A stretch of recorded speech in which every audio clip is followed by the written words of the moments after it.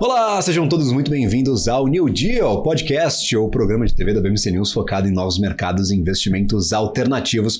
Por aqui nós sempre levantamos algumas provocações a você, investidor que está nos acompanhando, algumas ideias de investimento, talvez aquela pulguinha atrás na orelha para descobrir novas alternativas de diversificação de portfólio, novos ativos propriamente ditos ou, claro, um novo mercado por inteiro. Hoje nós vamos falar sobre ETFs, mas ETFs que podem ser novidade para o mercado internacional, aqueles voltados para criptoativos que desde o início deste 2024 viraram pauta pela aprovação efetiva nos Estados Unidos. Finalmente, a aprovação dos ETFs de Bitcoin, de Ethereum e agora de outros criptoativos no mercado americano foram transformacionais para esta criptoeconomia e é sobre isso que nós vamos falar no programa de hoje. Lembrando a você que nos acompanha, nós estamos sempre acompanhados da Hurst Capital. Para você que está procurando investimentos alternativos, conheça o portfólio da Hurst, basta escanear o QR Code que está aparecendo agora na sua tela. Para dar o pontapé inicial nessa conversa, eu gostaria de convidar a nossa tela ou a nossa bancada,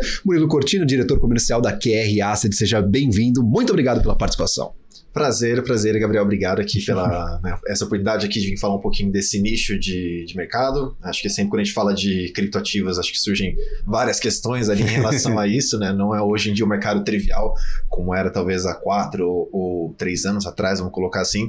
E a intenção hoje é trazer um pouquinho mais de quão institucionalizado, né? Essa palavra até é difícil de pronunciar, mas quanto mais institucionalizado ele está ficando esse mercado. Então, vamos tentar seguir por essa linha hoje aqui. Perfeitamente. Primeiro, a gente vai colocar algumas coisas aqui na mesa para colocar todo mundo no mesmo degrau, alinhar aqui as expectativas e alinhar, inclusive, os termos que usaremos ao longo da conversa. O que são esses tais ETFs e por que eles são importantes para o mercado de criptoativos? Para quem acompanha o mercado de ações, o mercado tradicional, dá para colocar dessa forma, está familiarizado com o termo, conhece talvez os chamados ETFs, mas para o mercado de criptoativos é uma novidade. Para quem está passando pela nossa programação também pode ser uma novidade. Então, o que efetivamente são estes ETFs para começarmos bem essa conversa? Maravilha. Então, o jeito mais fácil de a gente pensar ETFs imagina que é um fundo de investimento, só que diferente de outros fundos que a gente vê ali, multimercado, FIA, o que seja, ele vai ser um fundo que ele vai seguir um índice, tá? Então são esses principais ETFs que existem nesse nicho de cripto hoje, tá? O que significa ele seguir um índice? Então imagina que você quer comprar um Bitcoin, por exemplo. Então você tem alguns meios de comprar esse Bitcoin. O jeito que a gente tinha mais comum, por isso que eu coloquei até esses 4, 3 anos atrás, era a pessoa ir lá, abrir uma conta numa corretora de cripto, comprar o seu Bitcoin e ter a sua carteira dentro da corretora de cripto. O que muda com os ETFs? Entendendo que não é um mercado nascente, né? Então a gente não tem, de repente, um espectro regulatório ou uma clareza regulatória tão preto no branco, que nem a gente tem, por exemplo, para o mercado tradicional, vamos colocar assim. Surgem os ETFs que eles justamente vão fazer toda essa parte de institucionalização de compra e custódia desses ativos. Só que o que eu quis dizer com o índice? Ele não vai seguir alguma estratégia de alocação em Bitcoin, seja o que for nesse exemplo do Bitcoin ou de qualquer outro criptoativo. Ele vai trazer ali uma empresa que faz um índice, ou seja, que calcula o preço do Bitcoin, né? Lembrando que existem diferentes corretoras no mundo, e ele vai trazer aí um índice confiável, um índice auditável, um índice regulado para acompanhar o preço do Bitcoin. E o ETF ele entra justamente para fazer um veículo que ele vai acompanhar esse índice. Então, dessa forma, quando você, por exemplo, compra um ETF de Bitcoin, virtualmente é como se você estivesse comprando um Bitcoin. Seria o que o preço do Bitcoin subir ou cair, o que acontecer com ele vai repercutir direto no seu ETF, porque ele está seguindo esse índice do Bitcoin. Só que o que você tem do outro lado? Do outro lado, você tem toda uma robustez regulatória, uma robustez de custódia, inclusive em cripto, acho que isso é mais relevante do que qualquer outro mercado, em que você vai ter o seu ativo de uma forma que mitiga o risco de todo esse espectro de um mercado nascente como criptoativo, né?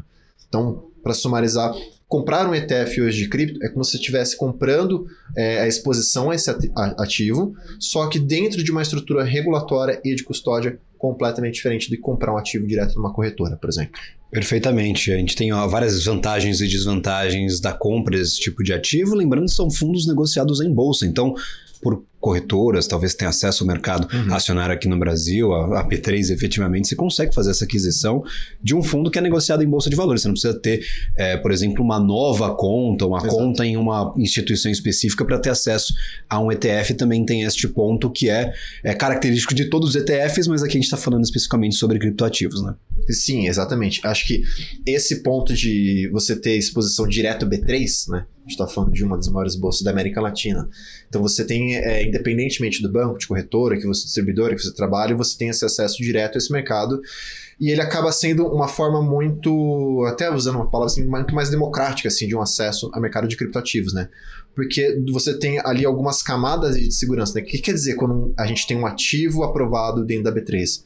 Quer dizer que ele passou por todo um escrutínio de CVM, de Banco Central, até chegar num tipo de veículo de investimento que está apto para o investidor varejo, né? Então a gente tem hoje, qual que é o mínimo para você? O mínimo é o lote do que você vai ter do ETF, para você ter acesso a ele, mas são mínimos bem baixos. A gente está falando de mínimos abaixo de R$150 para muitos desses ativos. Então você consegue trazer toda essa estrutura, né, de robustez e uma facilidade de acesso aos ETFs. Acho que é exatamente o que você colocou, assim. Esse dinamismo, assim, acho que acaba atraindo, que trouxe, né, toda essa atenção não só para o mercado brasileiro, quando surgiram os primeiros ETFs, como para o mercado americano, quando surgiu agora no começo desse ano, né, os primeiros ETFs de Bitcoin Spot lá dentro. Perfeitamente. Inclusive, essa mudança no comecinho do ano é muito importante de a gente abordar ao longo da nossa conversa. Naturalmente, o ETF é o mecanismo mais fácil de ser acessado. Vou falar para você, investidor, olha, o mercado americano é um mercado super importante, há anos e anos vem apresentando alta nas suas cotações, os ativos estão se valorizando, e eu viro para você, o que você vai comprar no mercado americano? Qual que é a ação que pode promover este caráter de multiplicação do teu patrimônio? É muito difícil fazer essa seleção. Então, naturalmente, é um mecanismo mais fácil de investimento. Você pode, por exemplo, comprar um ETF ligado a algum grande índice norte-americano e acompanhar a cotação daquele grande índice americano. Então, para quem não quer efetivamente escolher os ativos que vai colocar dentro da carteira, você pode fazer esta exposição por ETFs. Esse é um mecanismo conhecido no mercado tradicional. Você pode ter um fundo negociado em bolsa de valores, que naturalmente também é mais fácil de ser comprado e vendido, porque está listado na bolsa de valores. Você consegue ali com alguns poucos toques e aprovação, claro, ali da tua chave de segurança, fazer a venda, fazer a compra, mudar o teu portfólio, então é super rápido. Então o ETF ele é um mecanismo normalmente utilizado para formação de portfólio, não só para criptoativos, mas para outros ativos em geral, para outras porções do mercado financeiro nacional e internacional. E é muito importante essa chegada com muita demora dos ETFs no mercado de criptoativos global. E eu quero falar global como um mercado separado, porque aqui no Brasil nós não temos essa demora. Os ETFs de criptoativos no Brasil eles já são negociados há bastante tempo, né, Murilo? Então eu queria entender um pouquinho essa diferença do que nós temos hoje no Brasil, o que tínhamos no Brasil e o que temos a partir de 2024 no mundo. Por que o mercado brasileiro é um mercado um pouquinho diferente deste cripto-universo internacional, por favor? Cara, dá pra falar muita coisa nesse aspecto, assim. Acho que é bem interessante porque a gente vê a evolução do mercado de ETFs como um todo, né? Então, se a gente pensar hoje em dia globalmente, ETFs no mercado global, tá? Do mundo inteiro, de todas as bolsas, todos os mercados, ETFs representam mais ou menos 12% desse mercado global hoje em dia. Só que ele está em franca ascensão. Então, por exemplo, antes da gente chegar ali até na questão do Brasil, que eu acho que vale super a pena, acho que cripto teve um papel muito importante para isso. Mas dentro do mercado americano hoje, por exemplo, de ETFs, a gente teve uma captação nesse mercado, só de ETFs nos Estados Unidos, de 1,4 trilhões. De janeiro até aqui agosto. Só um dos ETFs de Bitcoin que foram lançados lá fora nos Estados Unidos, que é o da BlackRock, ele capturou cerca de uns 16 bilhões, ou seja, mais ou menos de 10 a 11% de toda a captação do ano do mercado de ETFs dos Estados Unidos foi graças a um único ativo, né? Um único ETF. Então, assim, mostra um pouquinho também dessa força que o ETF de cripto ele tem. Por quê? Porque a gente vê um crescimento no mercado de ETF, ano a ano ele vem crescendo e ele vem apresentando, assim, os maiores crescimentos que ele tinha eram no mercado de equities, né? O mercado de ações. Só que conforme você vai tendo justamente essa questão de composição de portfólio que você comentou a partir de ETFs, começam a surgir nichos, né? O ETF de renda fixa começa a aumentar, ETFs ligados a crédito privado começam a aumentar, ETFs ligados a alternativos começam a marginalmente ter os maiores crescimentos no mercado. Porque exatamente isso, eu quero ter exposição à Bolsa Americana. Ótimo, beleza. Mas o que você gosta de Bolsa Americana? Inteligência artificial, super legal. Então, quais são as empresas que você vai selecionar para você ter exposição ao setor de inteligência artificial? E aí surge o papel de ETF. Tem um ETF ligado ao setor de inteligência artificial? Tem. Então, você vai lá, coloca dentro do portfólio e sabe mais ou menos como você quer balancear. Mas isso vem também de um aspecto de educação financeira. E eu acho que, às vezes, quando você olha para mercados mais avançados, no sentido de tamanho de mercado e de participantes de mercado, você vê que esse espectro ali de educação financeira ele também começa a tomar um formato, né? Então, baseio aqui num report que saiu, foi acho que uns 2 meses, da State Street, em que ele falava justamente do crescimento de ETFs, né? E acho legal você olhar nos Estados Unidos, porque nos Estados Unidos, em torno de 67% dos investidores institucionais têm ETFs hoje na carteira deles. Enquanto o investidor varejo, em torno de 47%, 48% tem ETFs. Ou seja, são patamares que a gente está falando de quase que metade de todos os investidores varejo, eles têm exposição a ETF. Só que eu acho mais legal é quando você olha para a questão geracional. Depois eu vou puxar um gancho para cripto, porque que eu acho isso interessante. Fica à vontade, por favor. Porque você vê que a maior parcela da geração que compra ETF são dos millennials, né? Acho que de 81 a 96, mais ou menos, essa faixa dos millennials. E esse é o pessoal que já está justamente chegando vamos dizer, na maturidade financeira da vida, né? São pessoas que estão ali entre 28 a 43 anos, mais ou menos. Então está chegando naquela época da vida em que você está conseguindo ter ali uma estabilidade financeira maior para fazer investimentos.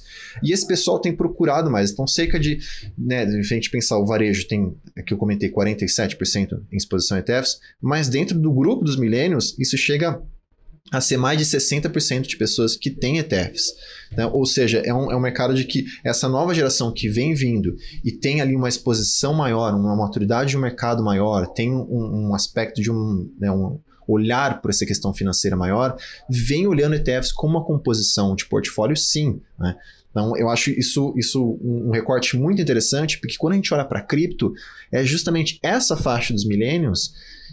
Eu entrando agora com Gen Z, né, que essa outra geração que chega até 2012. Então, acho que essa facilidade de cripto, olhando para a facilidade que ETFs também te traz no mercado, expõe assim, essa camada de pessoas que quer investir em ativos de risco e vê cada vez mais essa capilaridade de ativos, né, de opções de veículos dentro desse mercado para começar a investir. Quando a gente faz o recorte para o Brasil, perfeito. A gente vê que também teve um impacto a questão dos ETFs de cripto no Brasil. Em 2020, a gente tinha em torno de 230, mais ou menos, assim, cotistas dentro dos ETFs, tá? Quando a gente olha para o recorte de 2024, esse número, né, mais que dobrou, a gente chega num número de mais ou menos 530. Hoje, pessoas que estão dentro, claro, na faixa dos 2 milhões. Mas a gente vê que cripto, ele também trouxe um mercado de nicho dentro desses ETFs e a gente viu uma capilaridade de cotistas entrando muito grande. O que significa uma capilaridade de cotistas entrando em ETFs? Significa que quem está fazendo essa adoção maior, diferente dos Estados Unidos, não é o institucional direto, mas é o varejo. Então, como o Brasil foi muito cedo nessa questão, assim, ele foi a segunda jurisdição fora Canadá do mundo a aprovar um ETF de cripto, e o nosso foi o primeiro, daqui a lançou o primeiro ETF de Bitcoin lá na época, seguido de alguns outros players, você trouxe ali uma facilidade que não existia no mundo ainda para essa questão de ETFs, de criptoativos. Então, isso trouxe ali a grande parte do mercado de varejo entrando nesses veículos, entendendo que, em vez de ter que abrir uma conta na corretora, etc., esse ETF é tão fácil quanto eu consigo ir lá alocar, seja por via assessoria financeira, seja eu direto fazendo essa alocação e consigo estar exposto a essa tese de criptoativos sem preocupar ali na minha corretora, na minha chave privada, na minha hardware wallet, no browser que eu tenho.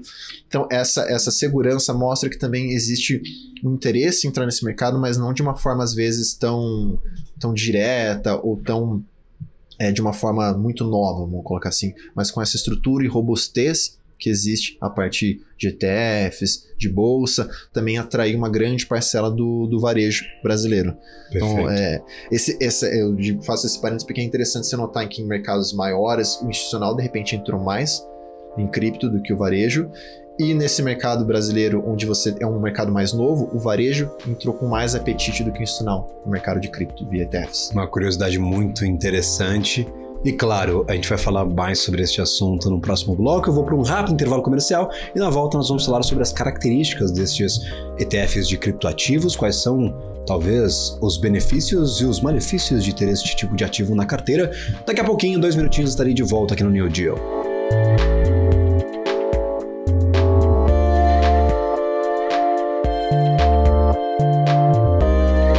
Estamos de volta ao New Deal, programa focado em novos mercados e investimentos alternativos, desta vez conversando sobre ETFs e mais especificamente sobre ETFs de criptoativos.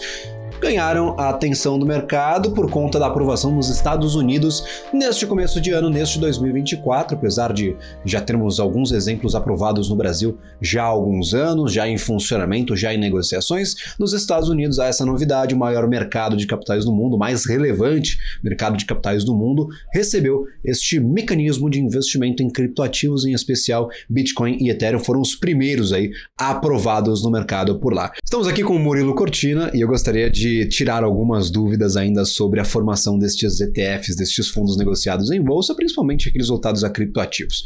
Primeiro, é 100% Bitcoin ou Ethereum ou outros ativos que nós estamos conversando por aqui? Como é que funciona essa estruturação do ETF? Há uma pequena parcela que pode não estar atrelada diretamente a este ativo ou a outros ativos. Como é que funciona essa organização, essa gestão que pode ser ativa, passiva? Eu quero entender como é que funciona toda essa estruturação de um ETF e no que ele é diferente do ativo que você vai comprar, por exemplo, numa corretora de criptoativos. Perfeito. Depende do ETF. Essa é a primeira pergunta, né? Essa é a primeira resposta. Então, depende do ETF. A gente tem uma gama a gente tem mais de 15 tipos de ETF de criptoativos no Brasil hoje. Dentro da QRA, a gente tem 4 principais ETFs, né? Que eu acho que a gente pode falar. Normalmente, globalmente, né, vamos assim dizer, o maior ETF de cripto está sempre atrelado única e exclusivamente ao Bitcoin. Entendi. Por quê? Porque o Bitcoin tem, hoje, com os dados de mercado de hoje, tem 58% de todo o mercado de cripto. Com a tese mais consolidada, vamos assim dizer, né, o que ele se propõe a fazer, o que ele vem se propondo a fazer, chega mais próximo a uma consolidação, né? Então, acho que até assim, na QR a gente olha muito o mercado de cripto como Bitcoin, como uma tese, e de Bitcoin para baixo, todos têm risco ali de, vamos dizer, de venture capital, né? São de alta mortalidade e de ativos que ainda estão em formação da própria tese. Mas dito isso, assim, existem então diferentes tipos de ETFs e aí vai ao gosto do cliente. Entendi. Vou colocar assim. Então, a gente tem hoje, por exemplo, voltando de novo para a QR, a gente tem hoje ETFs de Bitcoin só, o QBTC11. A gente tem ETFs só de Ethereum, o QETH11. A gente tem um ETF recente, que foi o primeiro do mundo, que a gente lançou, que é o de Solana, que é o QSOL11, que é só relacionado a um ativo que chama Solana de cripto. E a gente tem um outro que é uma cesta de ativos, que é o QDF11, que é uma cesta de ativos de finanças descentralizadas, que eles chamam em cripto de DeFi, assim, que é uma outra tese, um outro nicho que vai envolver ali parte de, como se fosse corretoras, projetos que envolvem também parte de crédito em cripto, então envolve mais esse aspecto financeiro ligado à tecnologia blockchain. Mas existem outros também, existem outros ETFs de nicho, de cesta. Acho que a intenção realmente é ter essa capilaridade. E hoje o Brasil talvez seja o segundo ou terceiro maior país em capilaridade de ETFs, vamos assim dizer, de diversificação de ETFs. Entendi. Aí, por exemplo, eu sou um investidor. Tô com um criptoativo na mão e tô com um ETF na mão. A oscilação é sempre a mesma? Eu olho ali e falo, pô, o Bitcoin está subindo 1%, meu ETF estará subindo exatamente 1% de acordo com essa cotação do Bitcoin que eu possa ter de uma corretora que eu utilizo ou de algum índice que eu normalmente acompanho. Como é que funciona essa relação direta entre o ativo negociado no mercado internacional ou digital, já que não está em país algum, e o ativo que eu tenho em mãos, que é o ETF daquele criptoativo que eu tenho como um comparativo? Como é que funciona essa relação? Perfeito. Acho que o primeiro ponto, e assim, é o que a gente mais às vezes recebe de dúvidas ali dentro da QR, é você tomar o cuidado de qual é o preço do Bitcoin que você está olhando. Né? Por que eu digo isso? Qual que é a corretora de cripto? Qual que é a B3 de cripto? Qual que é a Nasdaq de cripto? Não existe. Então ele é um ativo que está sendo negociado em várias corretoras. nesse sentido, pode haver pequenas oscilações de preço entre essas corretoras. Mas o mais importante é você estar no Brasil. Se você olhar o preço do Bitcoin em real e comparar com a oscilação do ETF, pode ter o efeito de uma taxa de câmbio, por exemplo, porque o ETF ele compra o ativo lá fora, então tem um efeito câmbio nessa cota do ETF. Mas dito isso, se você fosse fazer esse processo de comprar criptoativos lá fora, etc., seria elas por elas. Tá? O que existe dentro do ETF? Existe um provedor de índice, que é um cara que é independente da gestora que criou esse ETF, que ele vai garantir e vai falar assim, olha, eu tenho uma métrica aqui que é auditada, que é aprovada por alguma, vamos dizer assim, alguma bolsa, alguma coisa assim. No seu caso, a gente usa um índice feito pela CME, da CF Benchmarks, então está atrelado à bolsa da CME de Chicago, dos Estados Unidos, em que eles vão garantir que aquele índice ele vai seguir a oscilação mais fiel do Bitcoin, tá? Para isso. Qual que é a minha obrigação como gestora quando eu crio esse ETF? Eu tenho que acompanhar esse índice fielmente, mas é fielmente mesmo. Se eu tiver assim, se eu não me engano, em 6 meses, se eu tiver uma oscilação de 5% de diferença esse índice, né? Ou seja, o meu ETF está ou acima ou abaixo desse índice em 5%, eu posso perder o mandato desse ETF. Então é uma coisa muito séria, um negócio que a CVM fica de olho mesmo, assim, o administrador, fiduciário, a CVM fica de olho mesmo. E existe, né, isso tem que ser também aberto, existe uma taxa de administração para esse ETF, para garantir principalmente a segurança das negociações, a segurança de custódia dos ativos, monumentos que você pode pagar em transações para B3, como você faria no home broker direto também. Mas existem alguns custos que são comparativos do mercado baixíssimos para você ter uma exposição a esse ETF. A gente está falando, por exemplo, no QBTC11, uma das menores taxas para ETF de cripto no Brasil, que é em torno de 0,7% ao ano. Né? Diferente de um fundo que você poderia pagar performance, você tem uma taxa de administração maior. Então, significa justamente para você trazer uma estrutura menor de custos possíveis para garantir toda essa estrutura regulatória, vamos assim dizer. Entendi. Então, assim, acho que para complementar, assim, então, qual que seria a diferença? A diferença é que um é um índice auditável do preço do Bitcoin, usando o exemplo do ETF de Bitcoin, e o outro é o preço do Bitcoin que você está comprando naquela corretora. Perfeito. E se eu for em outra corretora, eu posso ter uma outra cotação do Bitcoin? Normalmente é muito pequeno, porque se tiver uma discrepância entre duas aí vai o pessoal da arbitragem lá e ganha uma grana danada, né? Não, nem arbitragem, você sabe que você está na corretora errada. Perfeito. Você sabe que você está na corretora errada. Imagina. E aí, por exemplo, então, quais são esses motivos de divergência? Você mencionou, pode ter uma cotação diferente na corretora da que eu estou vendo ali do índice que vocês utilizam, no caso, esse índice do CME da Bolsa de Chicago. Pode ter a diferença do câmbio. Então, teoricamente, só para a gente explicar, se eu estou comprado no STF, eu estou vendido em real e comprado em Bitcoin, essa é a relação, porque eu estou expondo a um ativo internacional, seria mais ou menos isso. Por exemplo, se o real se desvalorizar e o câmbio subir, o ETF ele acompanha essa desvalorização? No caso, ficando um pouco mais caro, por exemplo? Você não pode ter nenhuma gerência direta. Perfeito. Nessa parte dos ETFs, né? Então a gente só realmente vai fazer um câmbio, vai comprar ele tem a melhor execução do lado da gestora, mas você só vai fazer uma execução para estar exposto, né? Você transforma, na verdade, o que vai acontecer?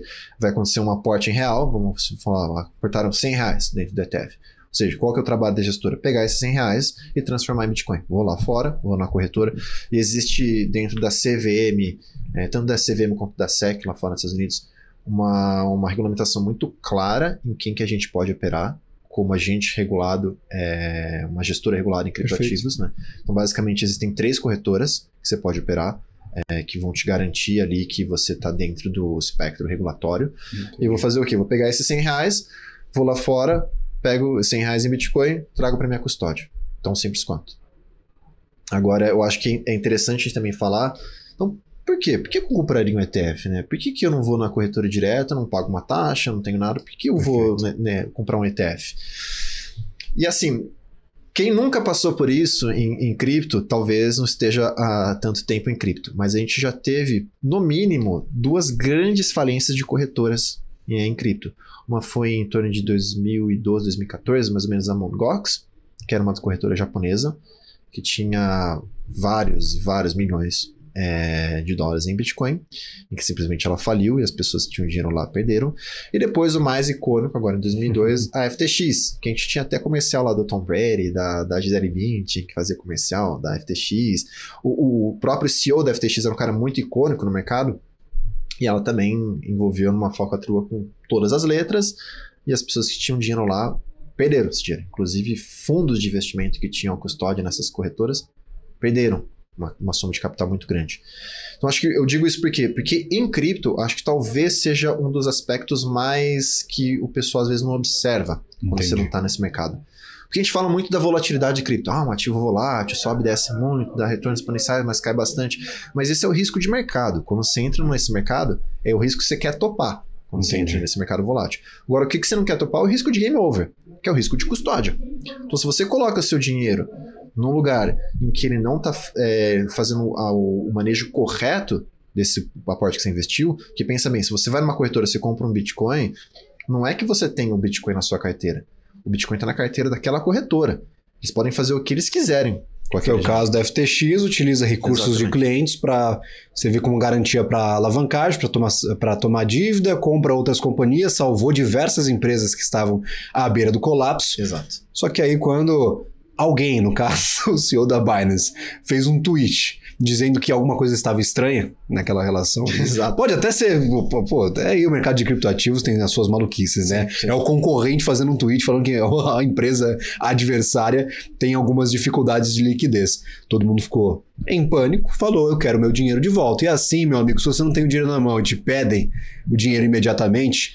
aí você vai ter que dar um jeito de descolar aquele recurso para pagar todos os seus correntistas. Esse recurso não apareceu e até hoje tem diversos investidores que não conseguiram sacar os seus recursos e essa briga já foi, inclusive, judicializada com direito a processo na pessoa física do ex-presidente da FTX, da FTX. Então, basicamente é isso. Você deu o dinheiro na mão de alguém, essa pessoa colocou o dinheiro dentro do bolso, usou como garantia para alavancagem, usou para outros fins que não fossem ligados diretamente à operação da corretora e acabou falindo, acabou quebrando e deixando muita gente na mão. Foi basicamente o que aconteceu e levou todos os criptoativos lá pro buraco, porque é uma quebra de confiança gigantesca que não afeta só o correntista, né?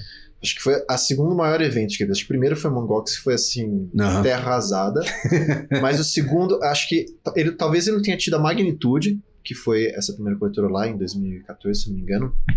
Mas é que ele foi um abalo por um institucional muito grande. Porque a FTX tinha um lobby no governo americano em relação à política e regulação. Ele pedia regulação para cripto, né? Ele era um vocal nessa área. Ele tinha participação assim, de começar a fazer parcerias já no meio institucional com bancos, com corretoras. E aí quando você fala, pô, não olhei para isso, entendeu? Acho que foi um abalo muito grande nesse sentido. Em questão de preço, acho que o abalo não foi tão grande porque a gente já estava também na lama, né? Porque o ano de 2022 foi bastante apertado, foi cruel. A gente já tinha criptoativos caindo 80%, 90% Sim. depois de outras falências neste mesmo mercado. Então, quando a FTX quebrou definitivamente, acho que o Bitcoin já estava lá nos $18 mil, foi para 15, não foi a queda tão grande. Aí eu tô puxando os números de cabeça, posso estar enganado, mas a mínima da mínima em 2022 foi ali próximo dos $15 mil. E o evento correu muito pertinho do final do ano, muito pertinho dessa mínima, então a gente já tinha uma terra um pouquinho arrasada para o mercado de criptoativos. Mas até acho interessante a gente levantar essa questão, só para a gente concluir. Possíveis divergências na cotação que a gente vai ver entre ativos. Então tem a questão do índice contra um ativo que está sendo negociado em uma corretora, tem a questão do câmbio e tem a questão também dessa taxa de administração. Um ponto também que eu gostaria de levantar, e pode soar, claro, como uma desvantagem dos ETFs, é eu não ter o criptoativo em mãos, ou seja, eu não tenho o Bitcoin para gastar com o que eu quiser se o Bitcoin um dia for popular como uma moeda de troca, como todos acreditam que pode ser, ou se a gente já abandonou essa tese como outro criptoativo que surja depois do Bitcoin pode ser utilizado como uma moeda de troca, Sim. não como uma moeda corrente, mas uma criptomoeda para trocas efetivas. Então, essa é uma desvantagem também que se coloca, e aí vai do perfil do investidor. O que ele quer com o mercado de criptoativos? Ele vai querer uma moeda para fazer transações ou ele vai querer se expor ao risco como uma tese de investimento? Acho que essa é a diferença que você tem que identificar em quem está chegando a você como cliente para saber se é o produto certo ou não o ETF, né? Com certeza. Eu acho que assim, cripto ele tem essa tese de que eles chamam, né, not our keys, not our coins. Né? Não são só chaves, não é só moeda. Exato. Que eu acho fascinante. Mas eu acho também que existem diferentes perfis. Então assim, eu tô nesse mercado desde 2015, tá? Eu tenho ETF de Bitcoin? Tenho. Por quê? Porque existem... Assim, a gente tá falando aqui muito da custódia, né? Então, assim, só para arrematar essa questão da custódia. Perfeito.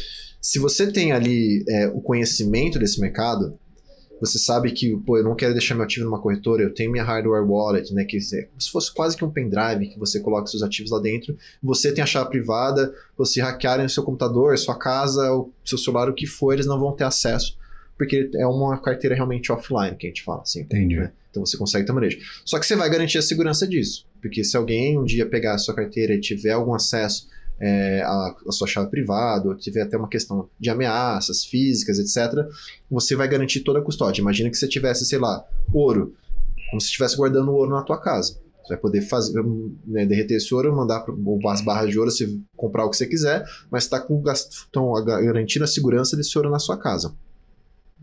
Quando a gente olha para os ETFs, eu tenho hoje uma estrutura também de carteiras online e carteiras offline.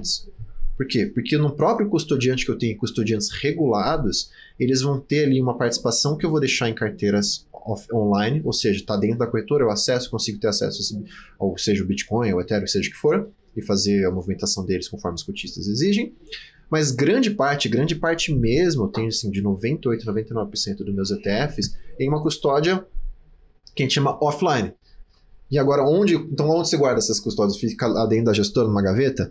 Então existe uma estrutura de custódia para isso, né? Perfeito. Então assim, hoje em dia a gente já evoluiu um sistema em que é literalmente um bunker em algum lugar do mundo. A gente tem várias edições como Estados Unidos, Alemanha, Canadá, Japão, em que é um bunker, assim, debaixo da terra para ataque de bomba, murado, com operação militar, Nossa. em que os caras vão lá e guardam o meu hardware lá dentro. E para eu ter acesso a isso, tem que ter um time da gestora, mais o time do administrador fiduciário tem que fazer o pedido para ter acesso a essa carteira offline. Aí eles vão fazer uma videoconferência para garantir a imagem da pessoa, garantir que ela está pedindo a mesma coisa, tanto o gestor quanto o administrador. Você assina um documento fazendo isso, uma vez que ele é validado, 24 horas depois eu tenho acesso a esses ativos. Ou seja, quando no mundo um investidor em cripto teria recursos para pagar uma estrutura de custódia como essa, por exemplo. E não é a QR que usa isso só. A estrutura de custódia que a gente tem nessa dinâmica de online e offline é praticamente idêntica da BlackRock. Né? A diferença é que hoje a QR tem em torno de $1 bi sob gestão e a BlackRock tem alguns trilhões de dólar sob gestão. Mas a gente consegue ter acesso à mesma estrutura de custódia, que você consegue trazer isso para o mercado varejo a um custo de 0,7 por ano. Certíssimo, são vários pontos, a gente vai conversar mais sobre ETFs em um próximo bloco. Daqui a pouquinho estarei de volta com esse BMC New Deal, conversa rápida por conta de toda essa fluidez aqui no nosso bate-papo. Já estamos na metade do programa, já estarei de volta, não saia daí. Daqui a pouco mais New Deal na BMC News.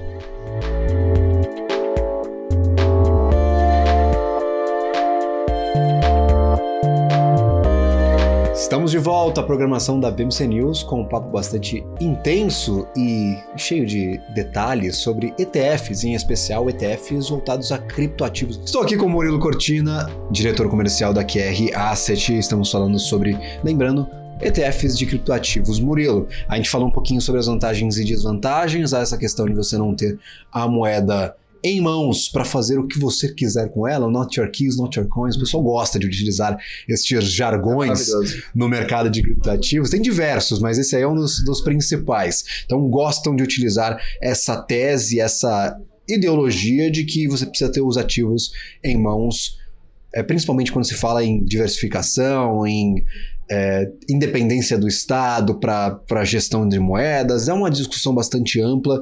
Quem acompanha criptoativos e em especial Bitcoin desde a sua fundação tem isso na cabeça de forma bastante clara. Mas a gente falou sobre essas vantagens e desvantagens de um instrumento como o ETF. O ETF ele vai estar disputando, claro, com as corretoras. Hoje é muito claro a gente ter a diferença, talvez, da facilidade no ETF contra uma corretora de criptoativos. Primeiro que eu vou ter que ter uma conta específica na corretora. Segundo que eu vou ter que selecionar os ativos que eu vou colocar em carteira, no caso de um ETF temático, por exemplo, de finanças descentralizadas ou de empréstimos de criptoativos. Eu tenho essa facilidade de comprar talvez uma tese global sem escolher propriamente um ativo ou outro. Então, uma vantagem. Nós temos essa questão da custódia também super importante. É difícil a gente colocar todas as fichas na credibilidade de corretoras depois de tudo que aconteceu e que vivemos nestes últimos anos. Realmente complicado, um sinal de alerta para o investidor. Então, tá aí um dos pontos de vantagem. Mas aí eu quero colocar este instrumento do ETF contra outros instrumentos que eu vejo surgindo no mercado. A gente já tem algumas instituições financeiras montando produtos próprios, disponíveis, por exemplo, eu consigo comprar o criptoativo, eu não tenho acesso à moeda, mas eu tenho a exposição a este criptoativo. Como é que vocês enxergam essa concorrência, não mais com as corretoras, mas com outras instituições financeiras que têm seus produtos próprios, vão aos poucos disponibilizando novos criptoativos, que é mais uma etapa, mais um instrumento que a gente tem hoje no mercado. Eu queria, claro, a percepção da gestora, como é que vocês se enxergam neste mercado que está evoluindo aos poucos por conta da regulação que é bastante demorada no Brasil e no mundo para criptoativos. Em geral, se você olhar a perspectiva de mercado, isso é positivo. Perfeito. Vamos colocar assim. Por quê? Porque significa que está tendo uma maior institucionalização desse mercado. Ótimo. E eu acho que esse é um ponto importante. Tá? Existem ali divergências ali, como você vai fazer a custódia dos ativos, quais ativos você vai disponibilizar em relação a isso. O processo de listagem desses ativos, ele é muito sensível. Esse business, vamos colocar, de corretora de cripto, é um negócio que não está escrito preto no branco. Então, assim, não é e principalmente como você faz a listagem desses ativos para você ter uma maior diversificação. Então, a gente vê ainda como muito engatinhando em relação a isso. Eu acho que, em geral, o ETF ele é um instrumento mais sofisticado. Entendi. Tá? Nesse sentido. Por quê? Porque eu consigo garantir uma liquidez para esse ativo, diferente de uma liquidez que eu tenho, por exemplo, de uma corretora. Né? Como é que vai funcionar essa questão de corretora? Vai funcionar basicamente num play ali de quem está comprando e quem está vendendo, vai ter alguns formadores de mercado, etc. Mas é tudo via ali, vamos falar do spot ali.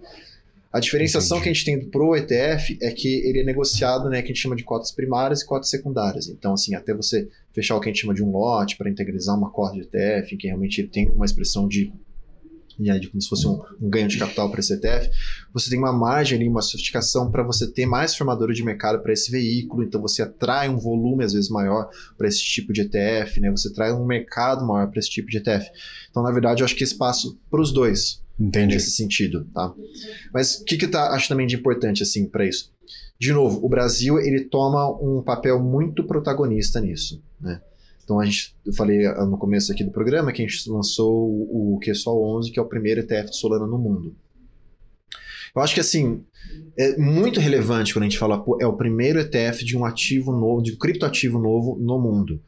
Por que eu estou dizendo isso? Não é só mas a QR que lançou, não é isso. Eu puxo também a sardinha pro regulador e para B3 hoje no Brasil, né? Porque existe um espectro tão claro para eles de como é que você faz essa análise, esse escrutínio desses ativos, e quando você traz um ativo novo e consegue trazer essa tese, consegue montar toda a estrutura para o regulador e para a B3 aqui no Brasil, você tem uma abertura muito grande para conseguir trazer novos tipos de ativos linkados a esses ETFs. Então, isso é muito saudável porque eu consigo trazer um ativo novo, que não estava disponível para o mercado brasileiro, via o movimento institucional, com toda essa segurança que a gente comentou nesses últimos blocos. Então, quando, por exemplo, como é que eu faria para fazer uma listagem de, por exemplo, Solana numa corretora? Eu teria uma série de pré-requisitos, como é que eu faço esse projeto de listagem, como é que eu faço essa parte de negociação, etc. Quando a gente faz no ETF, eu estou ligado a um índice lá fora, é um índice auditável, eu não estou ligado ao preço, eu não estou ligado direto assim, a uma estratégia de corretora, então eu estou trabalhando com uma outra dinâmica ali para isso, para dentro desses ativos. Então, assim, a gente consegue ter do nosso lado todo o trabalho de decidir por que a gente chegou no ETF de Solana, né? Foi um processo decisório muito grande, né? De a gente trazer ali um ativo que a gente acha que vale a pena fazer esse ETF. E você vai também trazendo cada vez mais perspectivas ou mais instrumentos para o mercado financeiro para se expor nessa tese de investimento alternativo. Perfeito. E aí, por exemplo, olhando para perspectivas, a gente teve um evento importante no começo de 2024, foi a primeira aprovação de ETF de cripto nos Estados Unidos. A gente já tinha no Brasil, tinha em outros mercados do mundo, mas o que significa ter o ETF de Bitcoin, por exemplo, ou de Ethereum, que foi aprovado um pouco depois, nos Estados Unidos, disponível pelas maiores gestoras de recursos do planeta. O que foi essa etapa do mercado para vocês que são uma gestor, têm um produto já no mercado e estão acompanhando de perto essa regulação internacional? Foi transformacional ou a gente não sentiu esses efeitos aqui no Brasil? O impacto foi direto, acho que esse é o principal ponto. Sim. O impacto foi direto, a gente viu uma captação expressiva nos ETFs nossos aqui no Brasil. A gente conseguiu ver isso aqui, inclusive no Brasil? Viu. A gente repercutiu no Brasil, sim. Acho que despertou uma parte que ainda não estava muito ligada nesse mercado ou que não tinha tantos subsídios para estar olhando esse mercado, que é o investidor institucional. Acho que a gente trouxe varejo, a gente continua vendo um varejo investindo nesse mercado, sim, de uma forma bem forte, inclusive.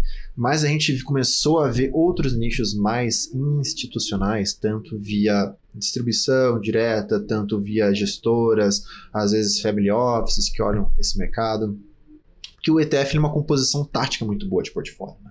Então, por que isso repercutiu? Porque você tem talvez o maior mercado, mas um maior mercado global chancelando e falando assim, olha, eu aprovo esse veículo tem realmente sentido de ter no mercado, eu garanto ali que eu vejo ele dessa forma, etc. Para o mundo, significa como se fosse um carimbo de aprovado. Entende? No sentido de que, realmente é um mercado nascente, é um mercado que não dá mais para ignorar, é um mercado que a gente chancelou, e você começa a ter uma movimentação global olhando, mas porque eles aprovaram se eu tenho, se eu não tenho, como é que eu tenho. Isso faz as pessoas também olharem para isso de uma forma. Assim, nos Estados Unidos, isso foi assim, revolucionário, no sentido de que, pegando o exemplo da BlackRock, tá? BlackRock, quando lançou o ETF de Bitcoin, eles tiveram uma captação ali em torno de 3 meses, 4 meses, de quase 16 bilhões de dólares em um único veículo. Para a gente ter uma magnitude... pouquinho, pô. O ETF de ouro demorou 3 anos para chegar em 10 bi. O ETF de ouro, que é um dos mais negociados. E dentro da história da BlackRock, que tem mais de trilhões de dólares sob gestão, esse foi o produto com maior sucesso no release na história deles. Porque o mais interessante é porque quando você lança um veículo novo nos Estados Unidos, você não pode fazer a recomendação direta desse ativo até um período de 6 meses. Porque ele é um tipo de instrumento novo no mercado. Entendi. Então não tem carteira recomendada, não tem financial advisor fazendo a recomendação desse veículo, nem nada. Ele realmente foi uma captação, vamos dizer, quase que orgânica de 16 bi de dólar. Quando você olha para o Brasil, esse número começa a também chamar a atenção. O pessoal vê, olha a captação que esse ETF de Bitcoin está tendo lá nos Estados Unidos. Eu acompanho o mercado lá fora, eu pensando como uma gestora que não investe direto em criptoativos, ou um investidor que não olha para esse mercado diretamente, não faz parte do meu dia a dia. E olha lá fora, mas essa captação, o que está acontecendo? Eu vou começar a olhar para esse ativo. Então, como é que ele se comporta, esse tal de Bitcoin? Como é que se comporta esse tal de criptoativos? Ele está correlacionado com o quê? Ele está correlacionado a tese de ouro? Ele está correlacionado a tese de Nasdaq? Ele está correlacionado, como você comentou, risco soberano? Tá, o play ali que a gente está tendo agora, do Fed, assim, taxa de juros, vai impactar ele ou não? E você começa a trazer ele mais para o critério analítico dele. E você, na verdade, está dando uma ferramenta a mais para ele conseguir se expor em diferentes teses, em diferentes nichos desse mercado. E acho que por isso a gente também viu essa repercussão dentro do mercado brasileiro de uma forma expressiva, né? Com esse lançamento de ETFs lá fora dos Estados Unidos. Nós vamos continuar essa conversa depois de um rápido intervalo comercial. Não saia daí, BMC New Deal volta já já.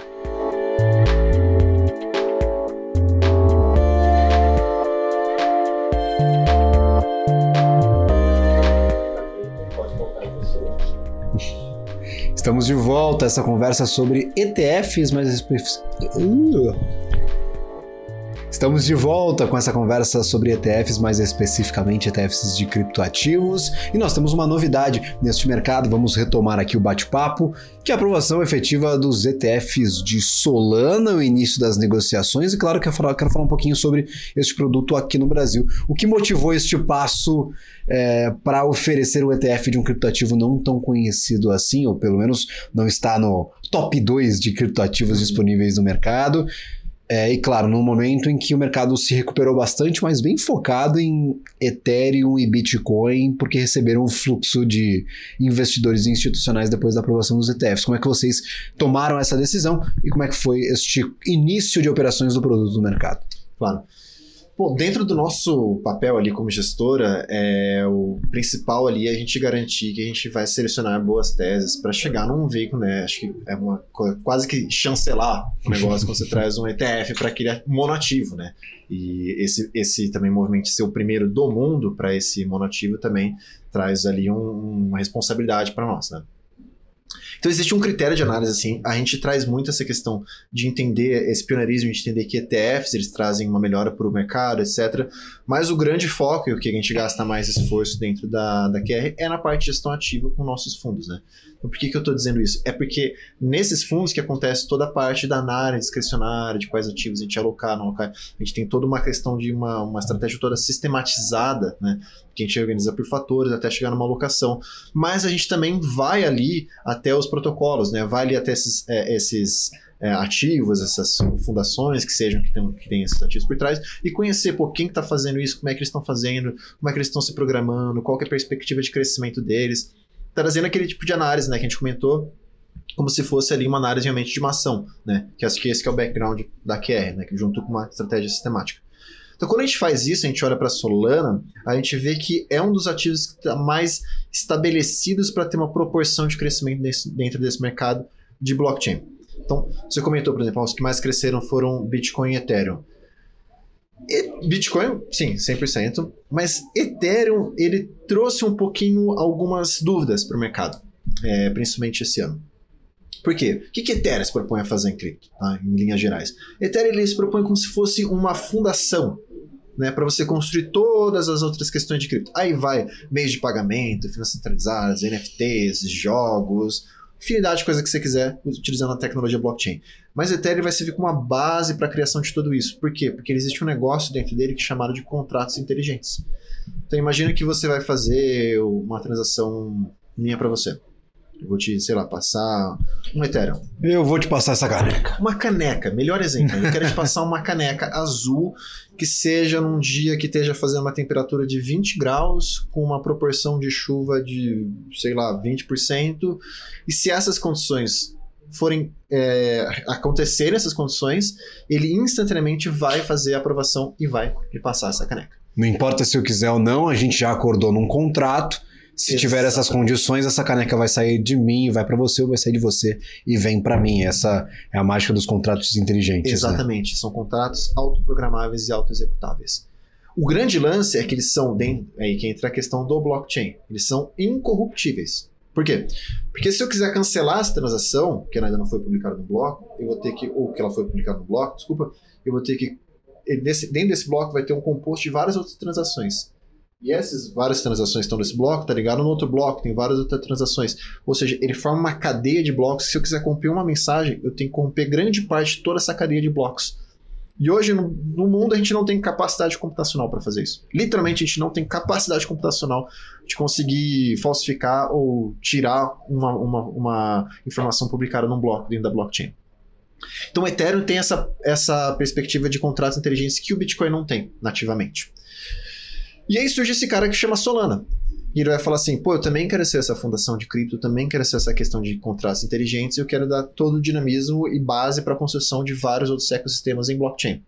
Então isso funciona como se fosse um competidor mesmo, Solana e Ethereum.